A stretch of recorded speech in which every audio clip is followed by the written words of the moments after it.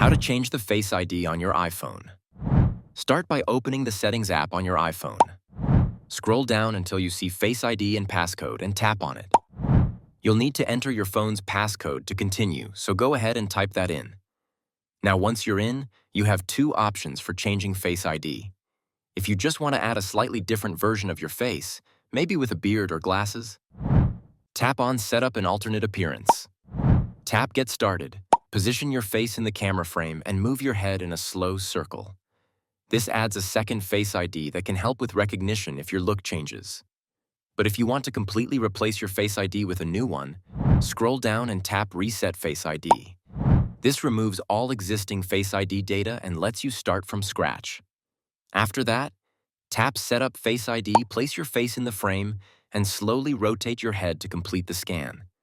Once it's done, you can choose whether or not to set it up with a mask, or just skip that and tap Done.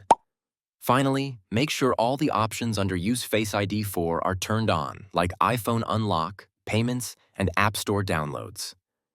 That way, your new Face ID works across your entire phone.